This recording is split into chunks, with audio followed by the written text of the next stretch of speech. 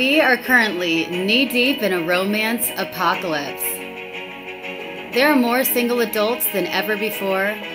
Marriage is on the decline. The birth rate is at the lowest point in history. And people are just not connecting like they were before.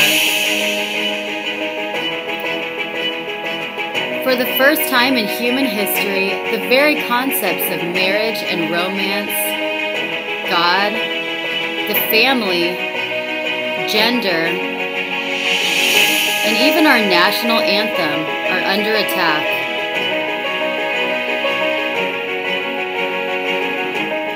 Our American values have been slowly deteriorating and replaced with liberal, progressive values.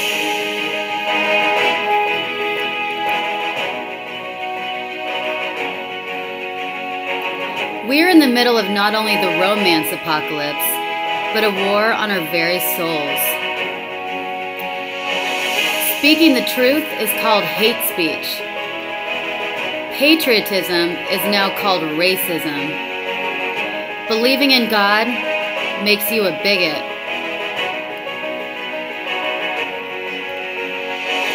The current state of America is directly intertwined with the current state of our relationships. And we are actively enslaving ourselves into a loveless, joyless, genderless future. Men and women of common sense and a moral compass need to wake up to the destructive madness that is being thrust upon us in the name of progressiveness and political correctness, and look ahead to where this ideology is ultimately taking us. We can make love great again. We can make America great again. But we need to remember who we are. We need to remember the values that made America so great.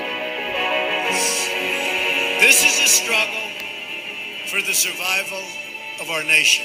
And this will be our last chance to save it. This election will determine whether we're a free nation or whether we have only the illusion of democracy. And we will make America great again. Woohoo! Hey everyone, I'm DeAnna Lorraine, relationship and dating coach, your red-pilled relationship coach, and author of the book, Making Love Great Again. I'm your host of the podcast, Making Love Great Again, right here broadcasting to you live from the New Right Network. How's everyone doing today? It is Thursday morning, April 18th. And it's a great morning today. It's a great morning. Why? Because, well, number one, I feel better. And yesterday I was sick all day and it just wasn't a very good day for me. And that's why I wasn't broadcasting to you. Otherwise, I would be doing it rain or shine, as long as I have my voice and I have my front teeth and I can actually talk. But today it's a beautiful day because it's nice and raining outside. And I just love the rain. It rains so infrequently here in Southern California by the beach that when it does rain, I get excited and it makes my day. So to all of you guys who actually have 4 seasons of the year, you actually have a real winter and you have a real spring and a real fall where the colors change of the leaves and you get snow and you get rain frequently. I envy you and you should be very grateful for what you have. But we always kind of want what we can't have, right? Yes. Yay. Thanks, guys. It's so good to see you and good morning. So today it is nice and it is raining outside. It's overcast by the beach, so it's beautiful. Cheers to happy Thursday. And more importantly, it is almost the weekend. The weekend. So, lots of great things happening today and in the news, right? We're going to talk about this. This needs to be adjusted a little bit. And because it is raining, even though I have my lighting, it's still sometimes a little darker in the light when the rain, because there's no natural light from the outside. So, everyone doing great today? Great. So what we're going to do is we're going to launch right into my first story of the day, and then we're going to head out into the chat room and see how you guys are doing on Periscope. and YouTube. By the way, I've got you, just as a reminder, I've got you guys on Periscope. I've got you on YouTube and Facebook. So there's multiple chat rooms that I'm interacting with every time I broadcast, and that makes it more interactive. That makes me be able to answer as many questions as I can with you guys. But if you don't see that question in the chat room or that person in the chat room, it's probably because it's going on in a different chat room, either on Periscope or YouTube or something like that. And I'm trying to manage it all, and I'm trying to pay attention to everybody and not ignore everyone. So sometimes I will go a couple minutes so that I can go on my rant and have an uninterrupted free flow of thought and not look at the chat room for about 5 minutes or so. And just know that if you ask a question to me, I will go back and look at the questions after my rant is over. Anyways, let's talk about the first rant of the day. Interesting things going on this week, guys. Interesting things. Number one, I want to talk to you. Well, let me get everything out in front of me first to make sure that everything is good to go. Okay, over the weekend, I'm going to start categorizing these stories. And one big category that I have is called race baiting. Race baiting story of the week. Because guess what? We could actually have race baiting stories of the day because there's so many race baiting stories constantly. And these stories are not meant to unite us. They're not meant to create a feeling of goodwill in our country and amongst our Americans. It's purely intended to cause outrage and cause, really stoke the flames of resentment and negativity and division between us. So the big race baiting story of the week, which I'm sure you guys have heard about, is the whole Starbucks story. And how ridiculous is this that, and the minute that I heard about it too, by the way, I mean, I can see these stories from a mile away, this race baiting, and I'm getting all frustrated. But yes, so we get a story coming through the pipeline saying that the two black guys were arrested in Starbucks for not doing anything wrong, quote unquote. The cops were just suddenly called on them for not doing anything wrong. And the minute that I hear these stories now, I got a question and I got to research because I'm like, who does this in 2017, right? Who does this? And yeah, computer, thank you for, even my computer is annoyed with that story. That's why it started ringing that sound. So in 2018, we're going to get some covert racism. I understand that there's going to be people that are racists, but to be outwardly racist in a place of business as popular and as with so much of a reputation as Starbucks, to just tell someone to arrest people based purely on the color of their skin is very fishy to me. I mean, that just screams race baiting all over it, and there's something more to the story because there's always two sides to every story, right? So what do we find out? That these two men were black and they were arrested from Starbucks for absolutely doing nothing wrong, according to them. And then all of a sudden we hear that Starbucks is so ashamed of themselves and they issue an apology. Oh my gosh, we need to basically punish ourselves. We need to punish ourselves by closing 8,000 Starbucks for a racial bias training course, so that we can further train our employees on racial bias, covert racial bias, and systemic racism that they might be discussing or they might be harboring. Now, why I have a problem with this is that when we come to actually investigate the story a little bit more, we come to find out that these two men were not buying anything from the store. They didn't buy anything, yet they were basically loitering around the store and they wanted to use the bathroom. All right, and Starbucks has a policy that you don't use the bathroom unless you're going to buy something from the store. This is a, completely legitimate policy. A lot of businesses have this policy. If I were a business, I would have the policy too. I'm like, you don't really get to loiter, use my Wi-Fi, and go to my bathroom if you don't buy something. Okay, that's my policy.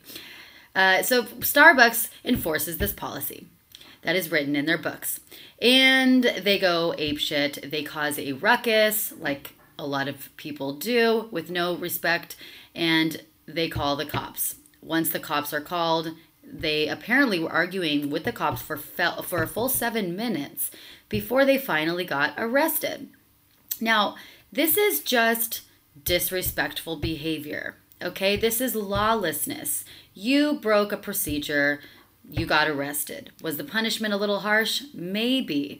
But a lot of times they're resisting arrest, or they're arguing and there's a lot of back talk, and then the police feel like they have no other choice but to enforce the law. Now what happens is a public outcry that this is not about enforcing a law that would have happened anyways if it was a white person, a black person, a Mexican, whatever. If this is a story of racial discrimination, this is a story of systemic racism, all of a sudden, institutionalized racism. And not only that, but they're also spinning it that the cops, this is another evidence that the cops are using also racial discrimination and unnecessary force towards black people. And now this is the same narrative like clockwork that we're seeing with all of these social justice stories where the cops are apologizing, and the Starbucks store is backpedaling on their own policy. And instead of just clearly stating their policy, which would clear up a lot of questions for everybody, guess what, guys? This isn't a black issue, a white issue, or a racist issue. This is actually just our policy. We don't have, we don't admit people to the bathroom. And some employees may enforce that. Some employees may be more lenient about it. Some employees may just be distracted and they're helping a customer and they don't see someone come in through the bathroom and then leave. Or they just don't have time to stop someone because they're busy interacting with customers or making a sandwich or making a coffee and doing their job. They're also not police officers, so their job isn't to necessarily track every single person that comes in and keep track of them. They're cashiers and they're making the damn coffee. So some people are going to slip through the door unnoticed, okay? Obviously, some people are not. And they may have it's not a busy time, and so they can track someone. So therefore, it's really just a numbers game. Who's going to actually get stopped, who's not. And they're making it a story that proves that there's institutionalized racism. And not only are they backpedaling from their own law, like the spineless cowards that they are. They are spineless, they are cowardice, and they are pandering to the liberal narrative.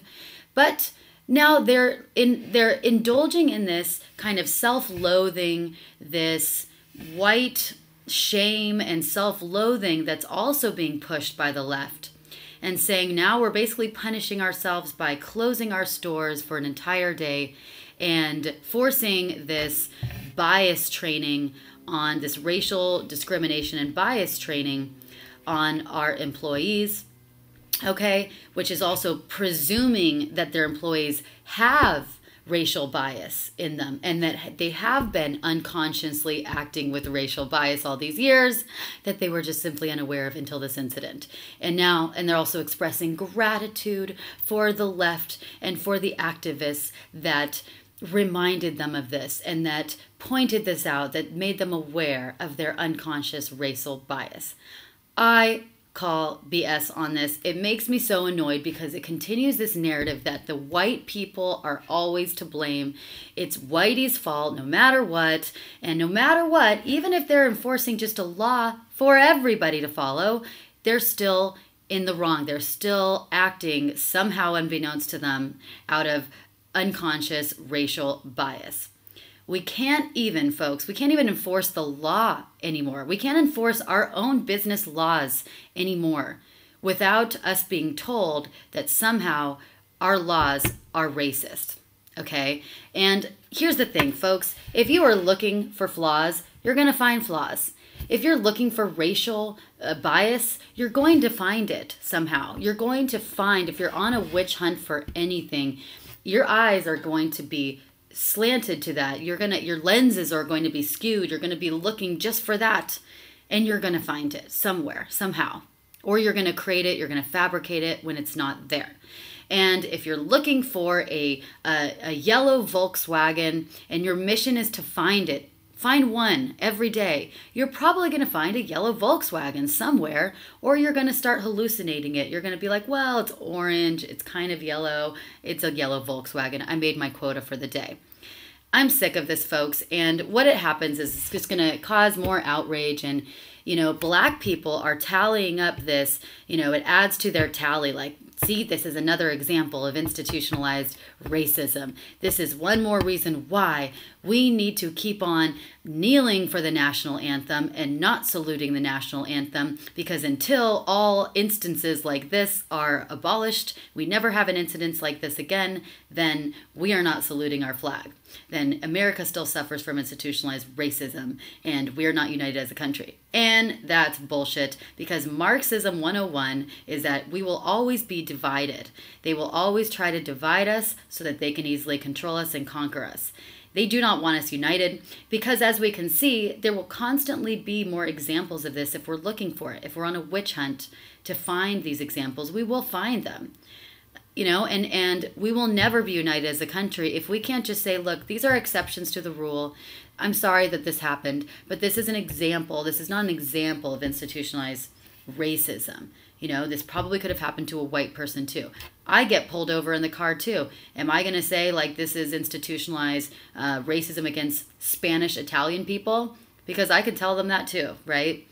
And the fact is, if we focus on what unites us and say, look, we all take responsibility for our actions. Another point that I didn't mention is this narrative that's being pushed is also another example that pushes lawlessness and disrespect, civil disobedience, which is what Marxists create and what Obama has created in this country is civil disobedience, protesting, organizing, and lawlessness. So instead of following laws and just being respectful, hey, there's a law, I'm going to respect that. What they're doing is saying, no, you can be as disrespectful as you want. You can be as lawless as you want. You don't have to follow any laws because we're just going to apologize and kowtow to you. If you break our law, that's okay. You can just say that it was racist, and then we'll pander to you and bend over backwards and apologize and grovel to you and bend our rules to you. It was our fault for even daring to enforce a law. It's not your fault. So this is what Obama has created. This is the Obama generation of disrespectful assholes. Okay, enough of my soapbox for a minute. I'm going to go to the comments. I judge people by their actions and words, not pigment of their skin. Yes, what happened to that? I thought that was Martin Luther King's dream.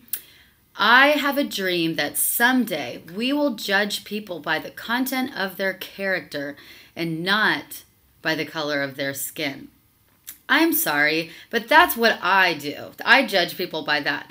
The content of their character. Do they respect other people or not? Do they respect the country and the rules of this country or not? No, I don't care what color skin you are. We're not going to be friends, probably. I'm not going to really respect you. I wish you well, but I won't really respect you. That's what Martin Luther King wanted. This is the funny thing, is the most ironic thing in the world is that conservatives, those who hold conservatives' values, are, I've found, to be the least racist people that I know. They have literally, and this has been an amazing thing, I think, with Trump, too. President Trump has united the country in a way that we all, I think most of us have given up. Like, we're colorblind. We don't see black, white, gay, lesbian, transgender. We don't really see that. We're united because at this point, it's like we feel like it's rare to just love our country, have this pride of our country, and want to be respectful citizens of this country. We believe in the Constitution. So when we find others who believe in the Constitution and we have pride and respect for the country, we act in a respectful way towards others, we don't give a damn what color skin they are. We don't give a damn what sexuality they are. And so many people have united behind Trump because he has been the most open, I think, non-racist president that we've ever had, especially in the Conservative Party. And that's the funny thing about liberals. Leftists are the most racist damn folks I've ever met. All they care about is the color of one's skin. All they care about is what group they belong to. What group people belong to, whether they're a woman, whether they're gay, whether they're transgender, whether they're black, Latino. All that matters is the color of their skin. That defines who they are and what their outcomes will be in life. That defines what conditions they have to succeed or not. Because if they're born with a certain skin color or a certain gender and born into certain conditions, they're doomed to failure and they rely on the government the rest of their life. Or, they have white privilege and they're doomed to succeed. So anything that they do that's hard work, even if they're white and they came from nothing, just because the fact that they're white, they have privilege. They have an easier life. BS, guys. It's meant to just divide us and not unite us. And I can't stand it.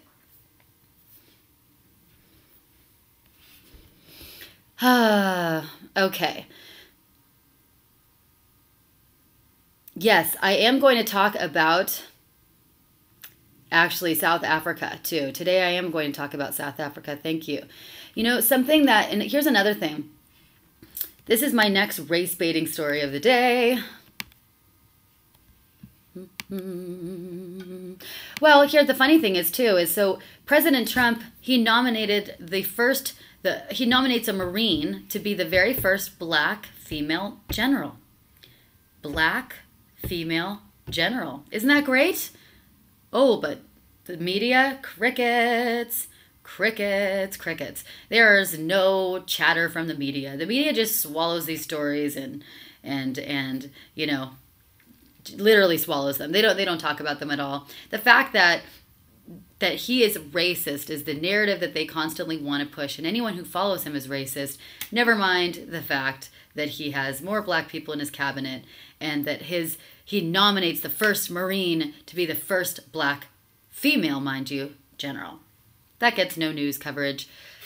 So here's another interesting thing that, you know, this just bothers me because it's it's not what we stood for as a country. This goes against our American values. This is Marxist values. So I'm going to show you in just a moment.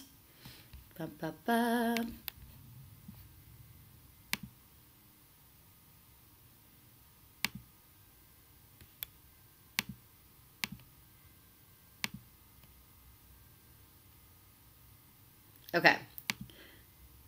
So Ithaca, New York, you guys might have heard this story that Ithaca High School was supposed to put on a spring musical called The Hunchback of Notre Dame. It's a famous musical. You guys know about this. So they were supposed to put on a musical, The Hunchback of Notre Dame. And the musical a few months ago was canceled. Why was it canceled? Well, the radical Marxist leftists from the school, which are really like Obama's radical, you know, communist army in disguise, because they come up with all these front groups, right? This student activist group called Students United Ithaca, they fought for this play, the musical, The Hunchback of Notre Dame, to be shut down because they said it was racist, of course, and it was not inclusive of people of color, and it was a cultural appropriation. Why? Well, the lead, the star of the show, the woman who was cast as Esmeralda, was white. Yes, she was a white girl. And they said that the Hunchback of Notre Dame was supposed to be Middle Eastern. She was a person of color. And so the person of color should have been the lead, not this Emma Emerson. Let me make sure what I know her name is before I go and do that. Emmy Emerson, I believe. So because she was not a person of color, and the play Esmeralda, they said that traditionally she was supposed to be in the show a person of color. They fought this student activist group, which is basically radical communists. They fought to take the play down.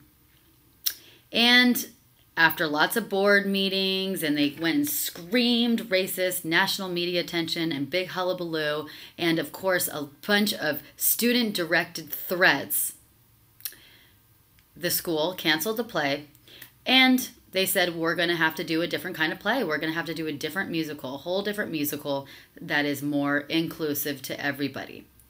So after a few months, they came up with the musical Hairspray, with a different cast, a different star, and they decided to make the play Hairspray. Now, it's just all ridiculous because if you guys know anything about the show Hairspray, it's a famous musical, but it's about exactly that, which is a white girl wants to be on a show, and they pick her for the show. She's a musical, and I admit I actually haven't seen the full movie, but I know the plot line is basically she tries out to be on a show, and then she realizes once she gets on the show that there's not enough black representation and people of color representation on this show's network. And then the whole storyline about, more inclusivity and everyone's equal, and white person kind of stepping back and letting the people of color and minorities shine through. And I guess that's the whole plot line of the musical Hairspray. And this, and let me just read a couple quotes from the show. And this is now the reason why I'm bringing this up is because this week was the opening the reopening of the musical Hairspray at this Ithaca high school. It's going on this week. So here's a couple quotes from it.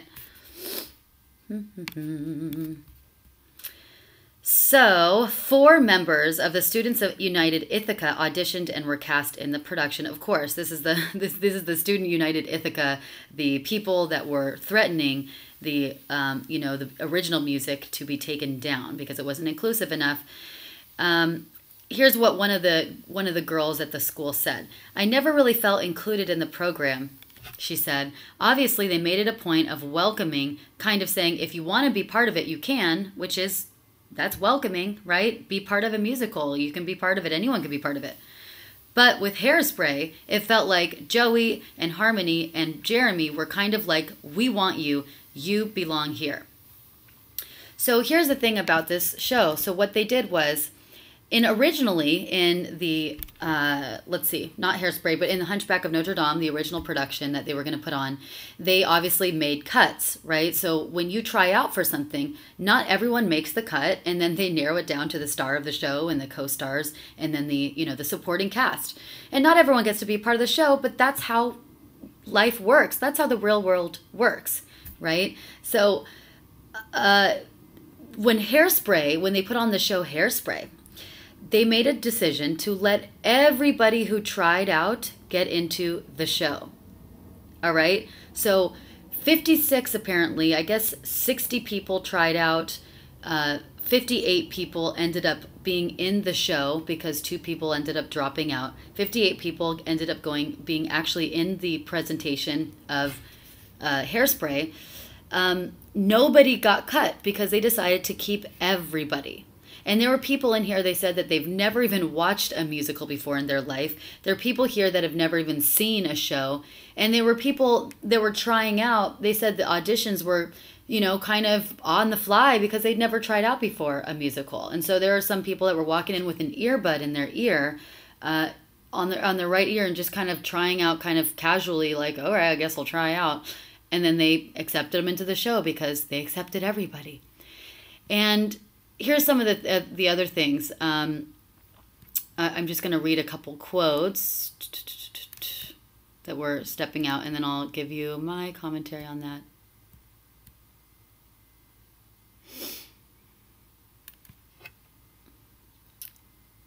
It bothers me, though, and I'm wondering if it bothers you guys, too, this whole thing. And, there's going to be the star of the show, I'm sure was bothered at that, too.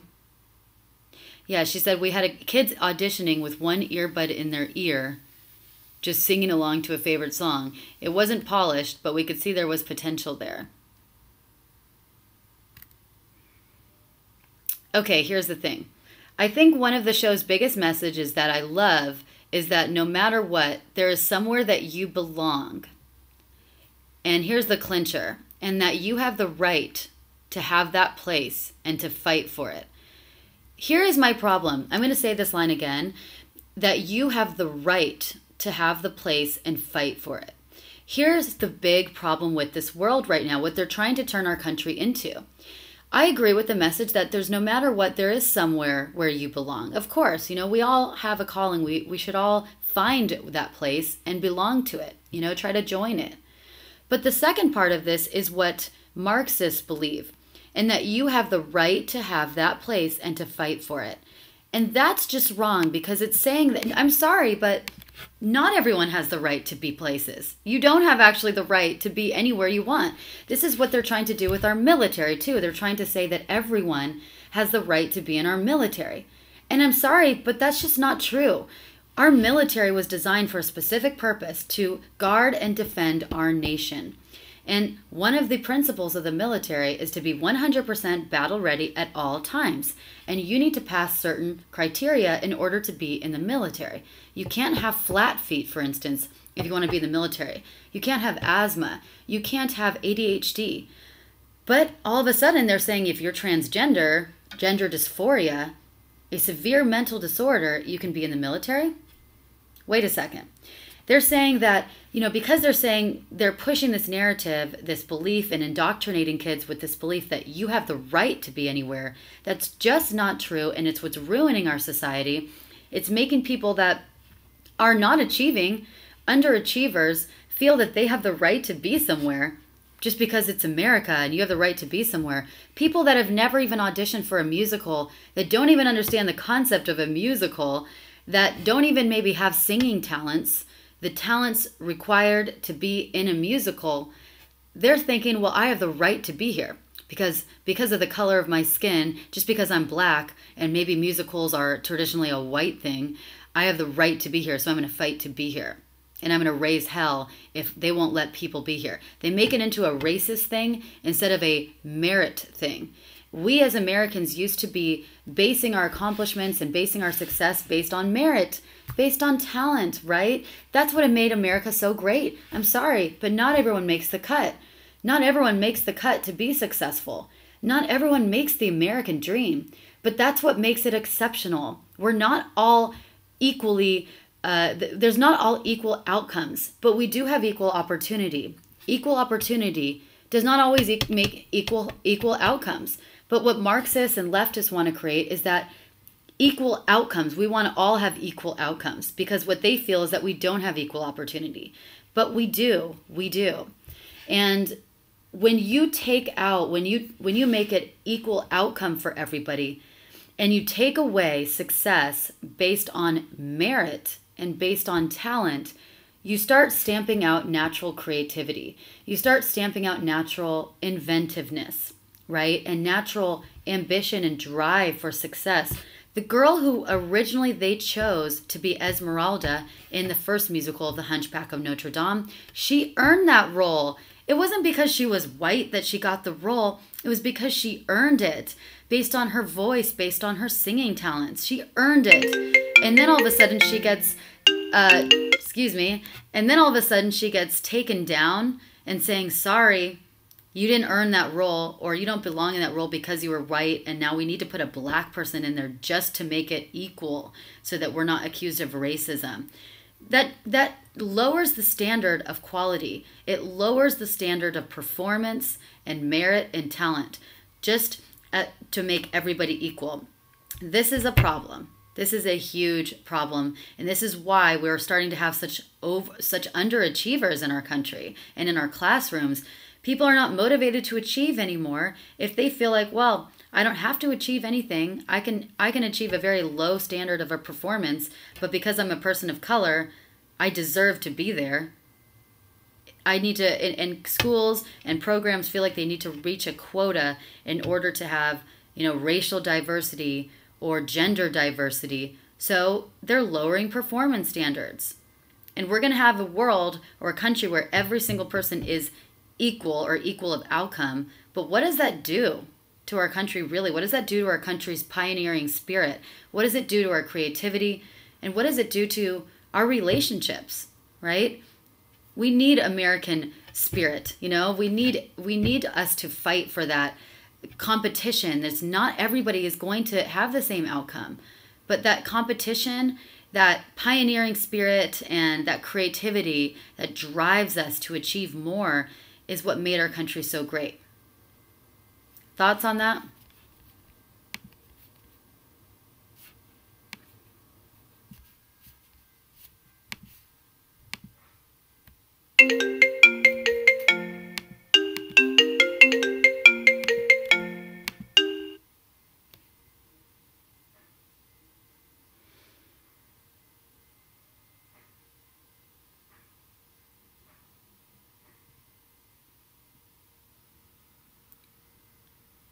And you guys, I am not, just to let you know, like I am not for black people not succeeding. Like I said, I'm colorblind. I don't see black, white, Mexican, whatever. I see respect towards other people. Do you respect the country? That's it.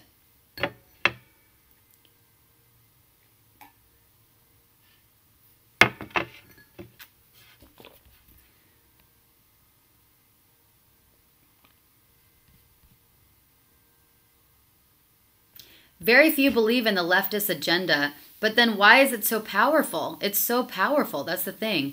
People are not fighting against it. Are we going to let our country just get annihilated by leftism?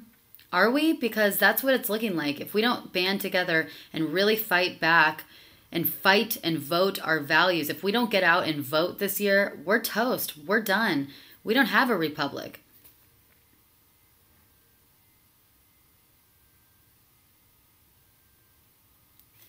Right, exactly. I mean, how bad, I feel so bad for that, you know, for the girl who earned that spot, right, in the musical.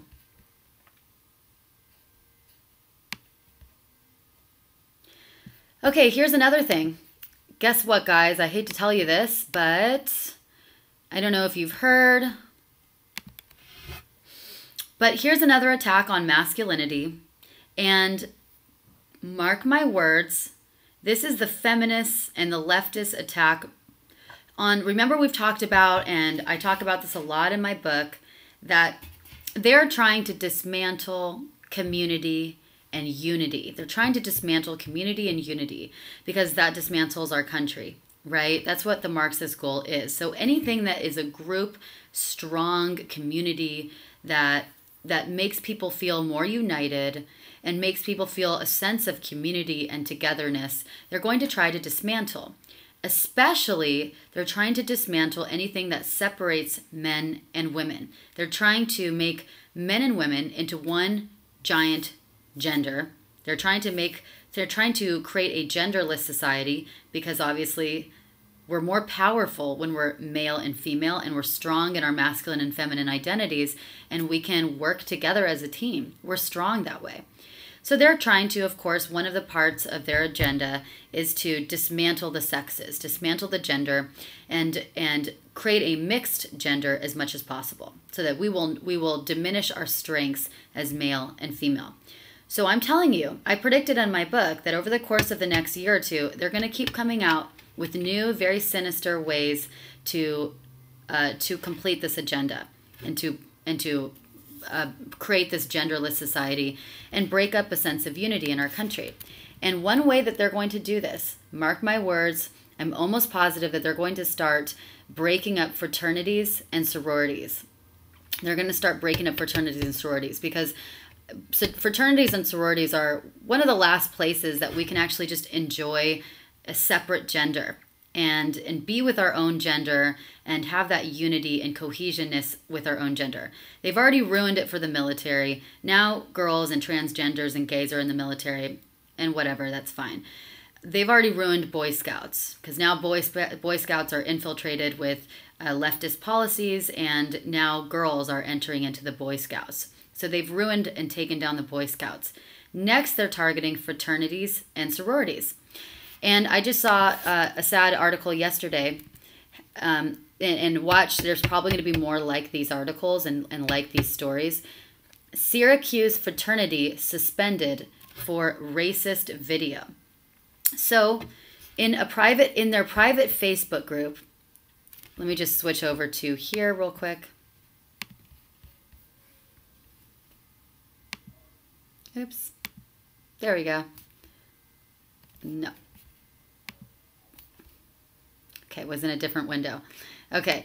The title is Syracuse Fraternity Suspended for Extremely Racist Video. So the Syracuse fraternity, they have, and it's Theta Tau. In the Syracuse fraternity, they have their own private Facebook group.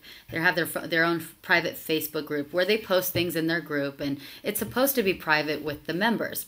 So last week, apparently, they posted a video, and the video was graphic, apparently. And I don't, there is a problem with the video, obviously, but the video is them really drunk, and they were goofing around, and the video has them like pledging allegiance to the flag, and they were making some racial slurs in the Pledge of Allegiance, and they were making some racial slurs against African Americans and Hispanic and Jews in this video. Obviously, we should not be racist. We should not be making videos of us having racial slurs, and that should not be tolerated. But what I have the issue with is this video was found in the private Facebook group of the Theta Tau University fraternity page, and taken from it, and then given to authorities, and given to the authorities of the school, given to the school administrators, and then told on them and said, look, this is a video from the fraternity. It's racist, it's homophobic, etc., and there should be severe punishments for it. So now the university officials released a statement last week saying there is absolutely no place at Syracuse University for behavior or language that degrades any individual of groups, race, ethnicity, sexuality, etc. So upon confirming Theta Tau's involvement, the university's Office of Student Rights and Responsibilities, sounds Marxist to me, immediately suspended the fraternity, effectively halting all activities. So and not only are they suspending the fraternity and halting all their activities, but they're also considering taking additional legal and disciplinary action on the students that were involved in this video. And now it looks like the website and Facebook group of this university are no longer acceptable, and they're completely taking down their university. Here's what I have to say about that. This is sad that they made this video, but what happened to free speech? What happened to privacy? So now I'm saying like, if I make a video with my friend or in a private group that I pay exorbitant fees for, pay thousands of dollars for this group, this organization, and I expect privacy from it, I make a video in this when I'm drunk, we're having fun, and somehow someone steals this video and releases it to the public and tells on me, I can get charged with a crime for it, and then my whole organization could be dismantled because of it. That is scary. That is a violation of free speech, and this is the problem. We're living in this Marxist world where free speech is now an illusion. And I'm sorry, but no matter what was said in the video, this is still a violation of free speech and privacy of the students. The students didn't realize that this video was going to be taken and stolen from them on a private Facebook group. Who knows? I mean, most likely, I could almost guarantee you that nobody in the Facebook group that were the members of the fraternity released this video. I almost guarantee you that people from outside, probably Marxist, leftist, political activist groups, just like the other ones that were, taking down the musical from the high school and, the ones causing a scene in every way, shape, and form, most likely some outside leftist organization that is on a mission to destroy fraternities and sororities were trolling the site, trolling their Facebook groups and messages, just waiting for something like that, just waiting. And then they see this video, boom, we're going to try to take it down. We're going to expose them and take down the fraternities. I guarantee you more stories like this are going to happen. They're going to start trolling fraternities' Facebook pages and private things and videos and messages, just waiting to catch something like that and use it as an excuse to dismantle the fraternity or sorority. Because leftists and feminists, what do they want? No fun. They want us to live in a genderless, joyless, loveless future where no one's marrying, no one's making out, no one's having fun, no one's making babies, no one's succeeding. They don't want people having fun. A fraternity is fun. It's bonding. It's male bonding. It's creating cohesion. It's actually helping them be more successful in the world. No, if they can't be a part of it, they want to take it down for everybody. They want to ruin that. So this is what's sad to me. The video in itself is probably disgusting, and that's sad that they made the video. But it's a violation of free speech. It's a violation of privacy that somehow someone from the outside stole the video, and now they are now going to probably get suspended or expelled from school, and their fraternity is going to be dismantled. Fraternity that they and their parents paid big bucks for. These fraternities and sororities are not cheap.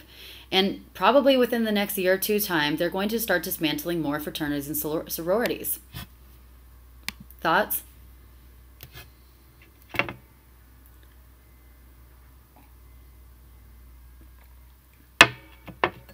It's always a slippery slope, right? It's always a slippery slope. Fraternity will be labeled as racist and white supremacy. Exactly. Fraternities are going to be next. Guarantee you they're going to start being labeled as racist and white supremacy. You know what's probably going to happen? That's a good thing to talk about, actually. What they're probably going to do is they're probably going to start looking at sororities and fraternities and saying, ooh, you don't have enough representation of people of color. You don't have enough Mexicans. You don't have enough blacks. You don't have enough women in your sorority or fraternity. And you need to make it more inclusive. So once again, they're going to lower the standards of performance. They're going to lower the standards of what it requires to make the cut. Not everyone makes the cut in sororities and fraternities. Okay? It doesn't matter the color of your skin. It matters your merit. It matters your performance, your talents. If you make the cut or not. But if we make it about inclusivity and make a quota of how many people of color need to get in, how many Asian people, etc., we lower the standards of performance and requirements.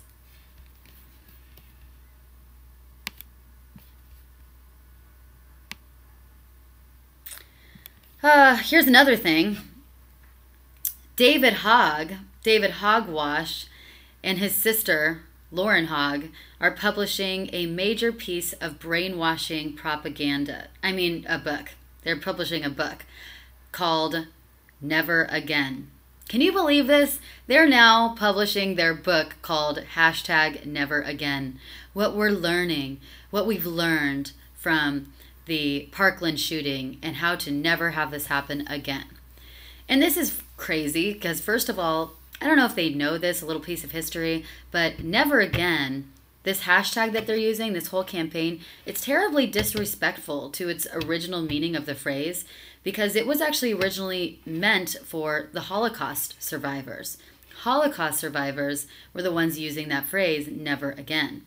And now little kids are using never again. And it's really, it's painful for a lot of Holocaust survivors and people, and Jews, people associated with the Holocaust. And it's very disrespectful. I think that is a use of cultural appropriation.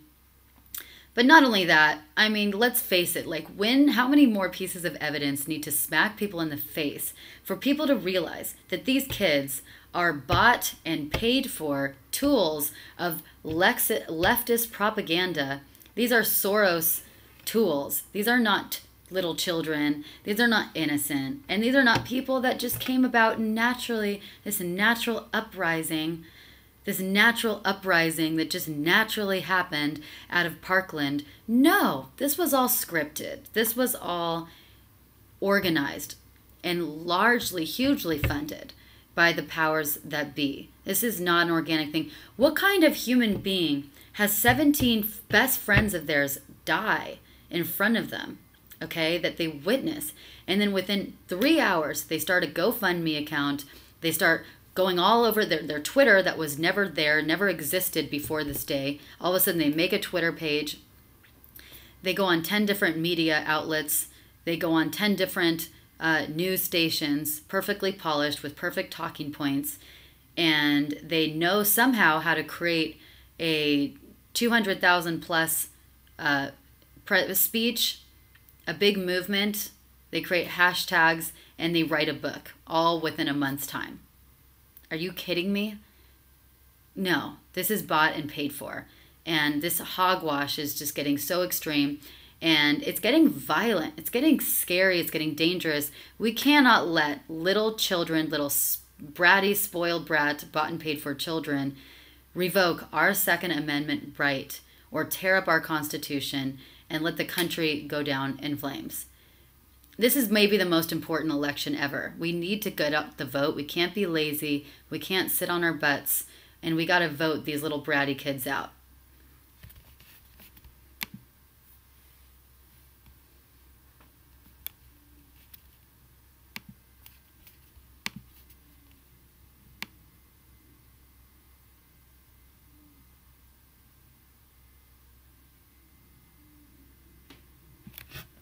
Let's talk about some good news now, huh? Let's talk about what's some good news.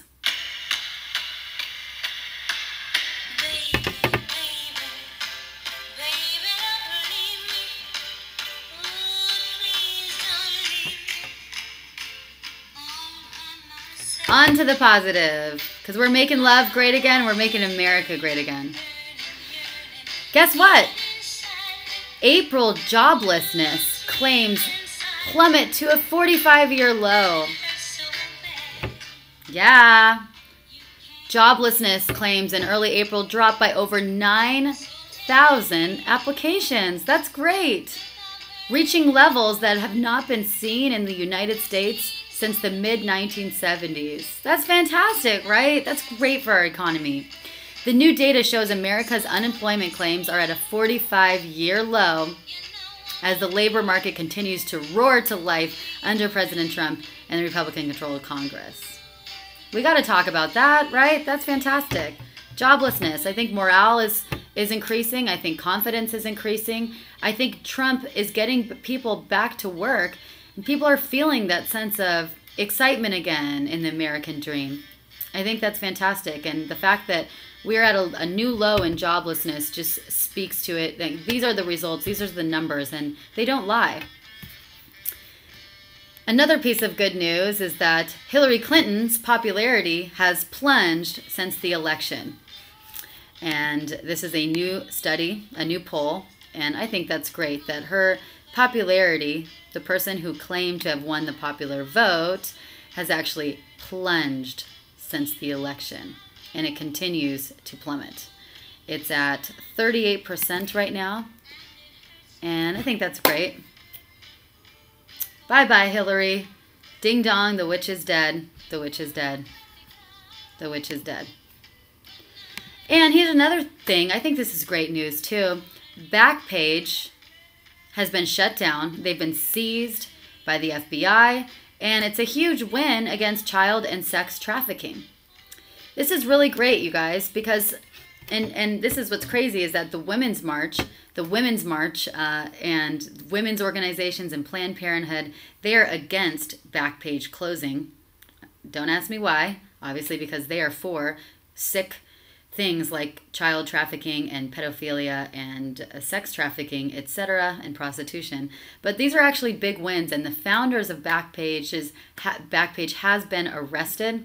They've been arrested, and they have plea agreements to complete that they're still under investigation, meaning that they're going to help President Trump and the authorities bring down, arrest a lot of these other sick people that are tied to Backpage and that are tied to child trafficking. 73% of the cases of child trafficking and missing children in the U.S. have been conducted under Backpage.com. 73%. So this is a huge win. This is great. right? The fact that Backpage will no longer exist, that kills hopefully 73% of all these missing children and pedophilia and child trafficking cases. We're on our way to success here. And people are wondering what Trump's accomplishments are. I think these are really great accomplishments, and this speaks to the fact that he's doing a lot of things behind the scenes that we need to get excited for. And things that are huge take time. They take time to dismantle, and they take time to change. I think that if we keep having faith in our president and keep having faith in our country, we're going to do great things. It's exciting. And let's see.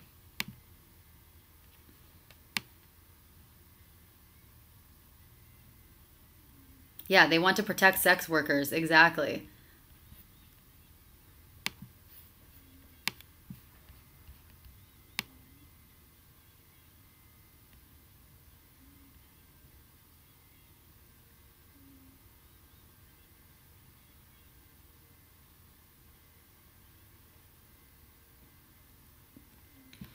And another thing that is exciting, one of my clients who started taking my Making Love Great Again men's roadmap to winning at relationships with women, he started applying some of the principles on social interaction and approaching women more successfully. And the other day, he approached a woman that he thought was really cute at Starbucks. He flirted with her. He asked her out. And now, tonight, he's going on his second date with her. So that's exciting. That's great. And another piece of good news, I had a guy last week met a girl that he feels like could possibly be her soulmate. And ever since I started talking to him about, hey, cut off feminists, but focus on women of integrity. Focus on women who are virtuous. Focus on women who have good values, and really set your sights on that and believe that that's possible.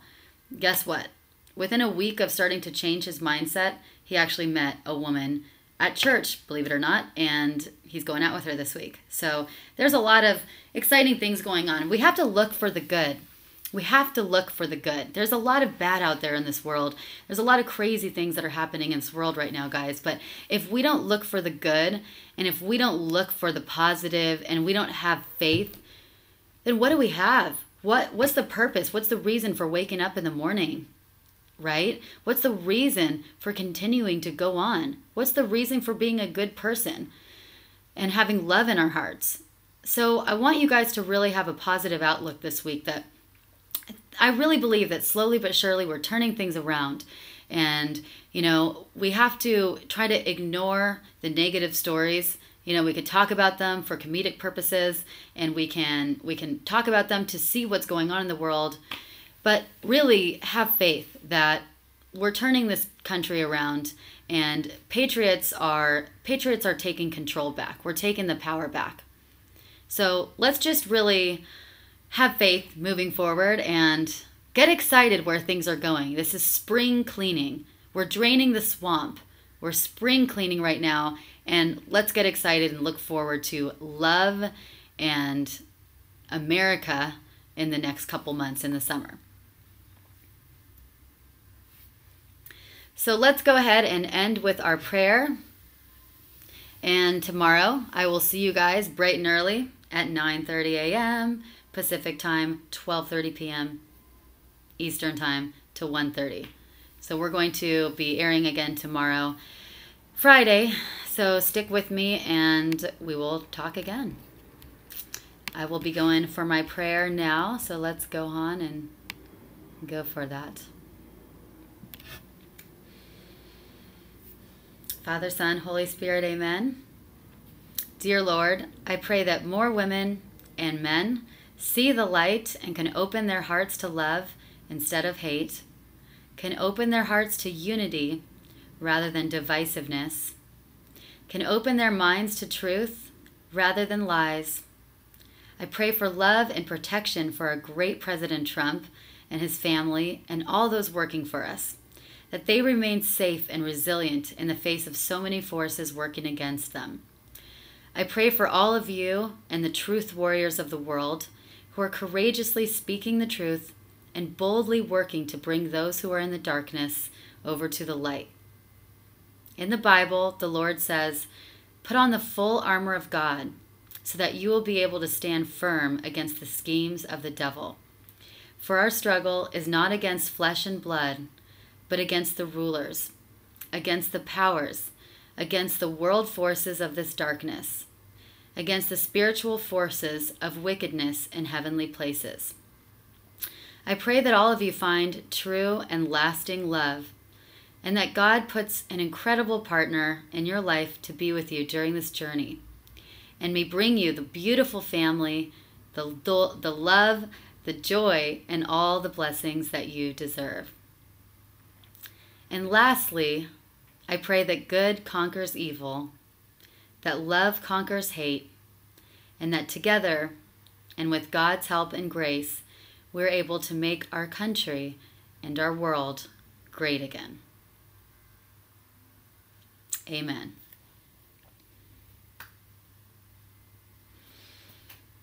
That concludes today.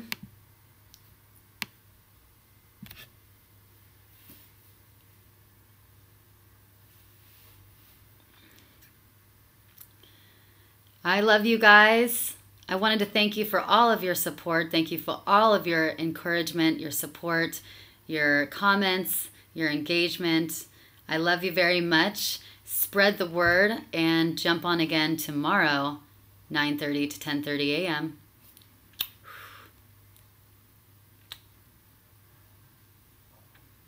See you then.